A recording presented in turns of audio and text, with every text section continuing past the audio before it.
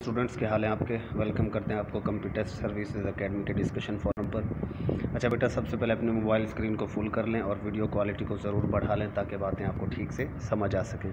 दूसरा ये कि जिन स्टूडेंट्स ने अभी तक एकेडमी को ज्वाइन नहीं किया वो इस नंबर पर कॉन्टैक्ट करके एकेडमी को फ़ौरन से ज्वाइन कर सकते हैं। इसमें आपका फ़ायदा है PPSC FPSC किसी भी कम्पिटिटिव एग्ज़ाम की प्रिपरेशन के लिए।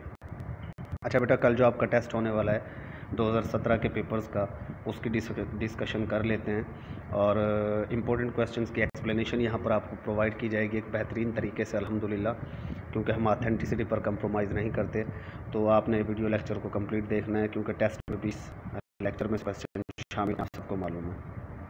चलिए जी चलते हैं। सबसे पहले जो क्वेश्चन है हमारे पास वो ये है कि अक्सर आपसे पेपर्स में पूछा जाता है कि अफ्रीका जो कॉन्टिनेंट है, बर आज़म अफ्रीका, उसके अंदर सबसे ऊंची माउंटेन कौन सी है या टॉलेस्ट माउंटेन कौन सी अफ्रीका के अंदर।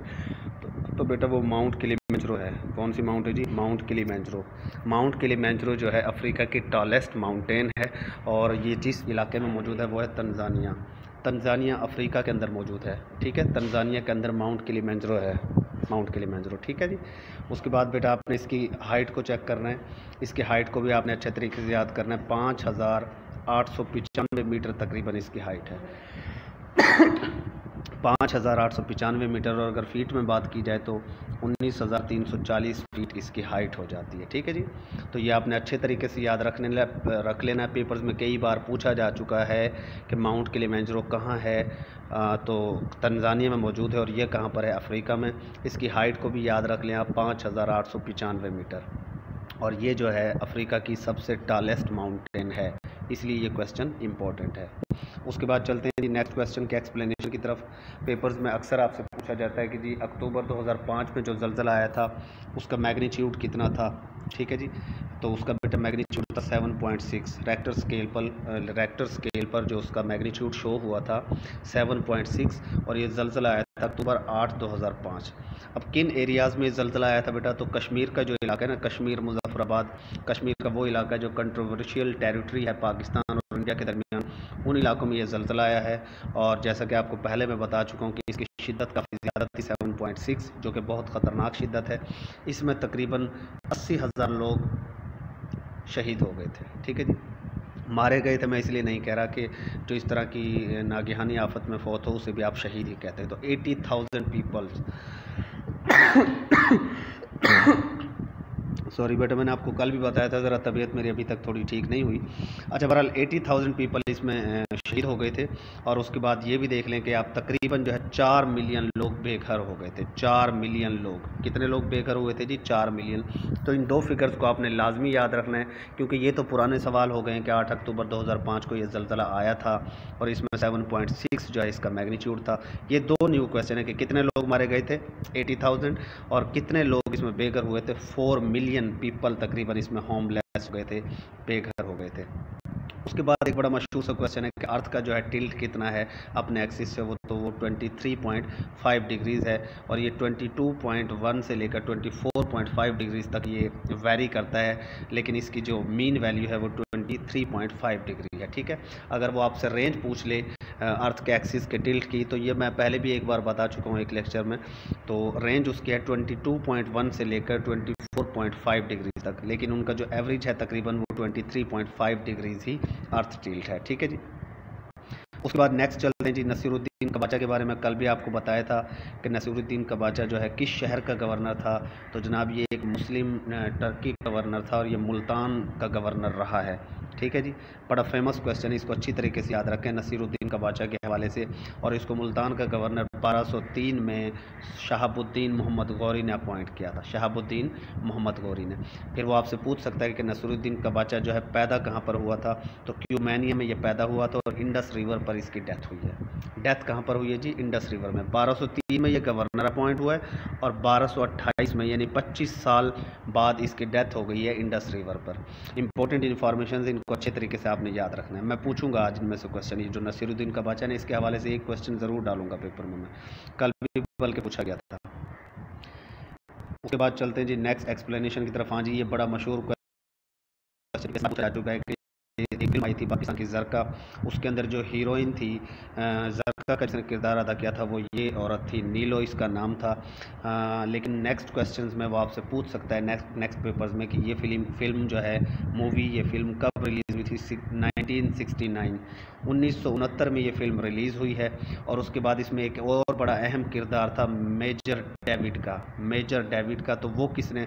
तालिश साहब पाकिस्तान के बड़े सीनियर एक्टर थे, तो उन्होंने ये निभाया था। मेजर डेविड का किरदार किसने परफॉर्म किया था जरका मूवी में 1969 में जनाब? तो बेटा ये आपको याद रखना है, तालिश साहब ने परफॉर्म किया था। और ये तो बार बार पहले ही पूछा जा चुका है कि जरका का किरदार नीलो ने निभाया था। चलते हैं नेक्स्ट क्वेश्चन की तरफ। पेपर्स में ये भी क्वेश्चन कई बार पूछा जा चुका है कि रिकी पॉन्टिंग का ताल्लुक किस क्रिकेट टीम से था? तो ऑस्ट्रेलिया के ये क्रिकेटर थे और ये दुनिया के सबसे सक्सेसफुल कैप्टन माने जाते हैं, क्योंकि 220 विक्ट्रीज़ हैं इनकी 324 मैचेस में से, 224 विक्ट्रीज़ आउट ऑफ 324 मैचेस। तो जाहिर सी बात है इसी वजह से इनको दुनिया का कामयाब तरीन कप्तान या मोस्ट सक्सेसफुल कैप्टन कहा जाता है। ऑस्ट्रेलियन टीम से इनका ताल्लुक था, ठीक है जी। और इन्होंने अपना आखिरी मैच जो है टेस्ट डेब्यू तो इन्होंने टेस्ट डेब्यू श्रीलंका के खिलाफ किया था पहला मैच, और आखिरी मैच इन्होंने 2012 में साउथ अफ्रीका के खिलाफ खेला था। खैर इतनी ज़्यादा डिटेल की इसकी ज़रूरत नहीं है आपको। इसका आप जस्ट इतना ही याद रखें कि रिकी पॉन्टिंग का ताल्लुक किस क्रिकेट टीम से था? तो ऑस्ट्रेलियन क्रिकेट टीम से था, और ये उनकी क्रिकेट टीम की कोचिंग भी करते रहे हैं। उसके बाद चलते हैं बेटा, ये मैं बाद में आपको बताता हूँ जो बीच में लिखा हुआ है। सबसे पहले हम ये देख लेते हैं, ये बड़ा फेमस क्वेश्चन है कि जब बच्चा पैदा होता है, इंसानी बच्चा, तो उसके अंदर टोटल कितनी हड्डियाँ होती हैं? बड़ा मशहूर सवाल जी। 300 हड्डियाँ मौजूद होती हैं, और बाद में ये जब इंसान ग्रो कर जाता है, एक मैच्योर इंसान एडल्ट हो जाता है बच्चा, वो आगे चल कर, तो ये हड्डियाँ 206 हो जाती हैं। अब कुछ लोग पूछते हैं जी ये 206 हड्डियाँ कैसे हो जाती हैं जबकि पैदाइशी तौर पर वो 300 होती हैं? तो बेटा 300 वो गिनती में होती हैं, क्योंकि वो हड्डियाँ जो है एक दूसरे से जुड़ी हुई नहीं होती। लेकिन जैसे जैसे इंसान बड़ा होता है, तो यहाँ पर एक वर्ड हमने लिखा है कि दीज इवेंचुअली फ्यूज या grow together to form 206 bones.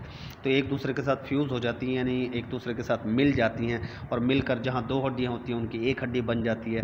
इस तरह हड्डियों की तादाद कम होते होते एक एडल्ट इंसान के अंदर 206 हड्डियाँ रह जाती हैं। इसको अच्छे तरीके से याद रखिएगा। फिर नेक्स्ट आपसे पेपर्स में एक और क्वेश्चन भी पूछा जा सकता है कि ये जो हड्डियाँ हैं ये किस मटीरियल की बनी होती हैं, उस मटीरियल का नाम बताएं। तो याद रखिए बेटा, जिस मटीरियल से ये हड्डियाँ बनी होती हैं उसे कार्टिलेज कहा जाता है। कार्टिलेज मटीरियल से ये बनी हुई होती हैं, ठीक है जी। उसके बाद कल डिस्कशन फोरम पर, एकेडमी के डिस्कशन फोरम पर एक बच्चे ने क्वेश्चन पूछा था कि सर ये एमिकस क्यूरी क्या होता है और इसका क्या मकसद? ये पेपर्स में अक्सर पूछा गया है। तो एमिकस क्यूरी का वहाँ पर ऑप्शन आपके पास पेपर्स में बेटा दिया हुआ है, अ फ्रेंड ऑफ कोर्ट। अब अ फ्रेंड ऑफ कोर्ट या अदालत का दोस्त, इससे क्या मुराद है बेटा? एमिकस क्यूरी कोई भी शख्स हो सकता है, या एक पूरा ग्रुप हो सकता है, या कोई कंपनी हो सकती है।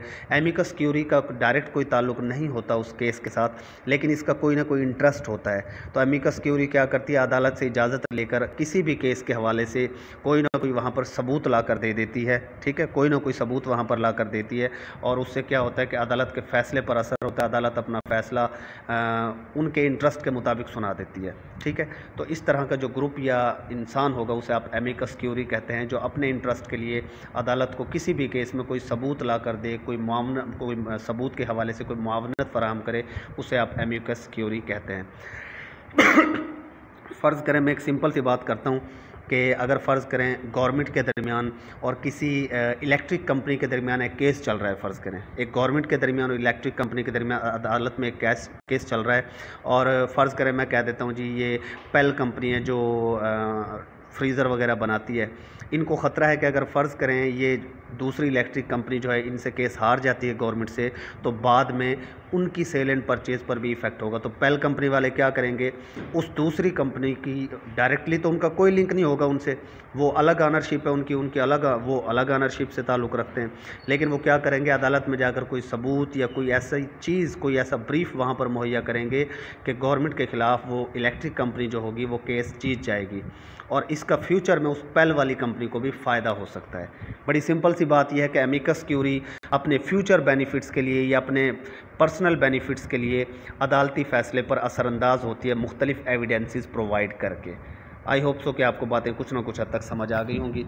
उसके बाद बेटा हम देखते हैं ये जो अपना ये बड़ा फेमस क्वेश्चन है, शेंगन एग्रीमेंट ये कहाँ पर, किस सिटी के हवाले से मशहूर है? तो शेंगन कहाँ पर वाक़ है जी? ये लक्समबर्ग में वाक़ है। लेकिन ये शेंगन एग्रीमेंट है क्या? ये कल बच्चे ने क्वेश्चन पूछा है, sir what is the Schengen agreement?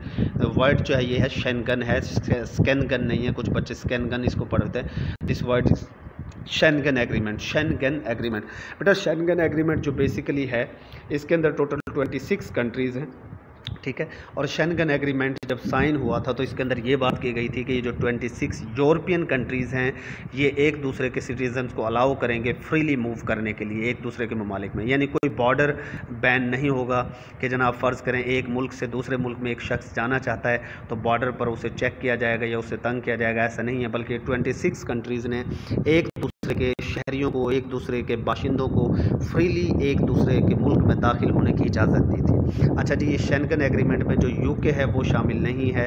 UK और एक बड़ा अहम और मुल्क है आयरलैंड, इन दोनों मुल्कों ने इसमें शिरकत इख्तियार नहीं की थी, ठीक है जी। अब आप लोगों को जैसे कि पता है कि मैं आज ये लेक्चर तो दे रहा हूँ ना अगस्त 2021 में, आज इसके अंदर 26 कंट्रीज़ हैं। आज की डेट में यूरोपियन यूनियन में 27 कंट्रीज़ हैं और आज की डेट में ना तो शेंगन एग्रीमेंट के अंदर यूके शामिल है और ना ही यूरोपियन यूनियन के अंदर फ़िलहाल यूके शामिल है।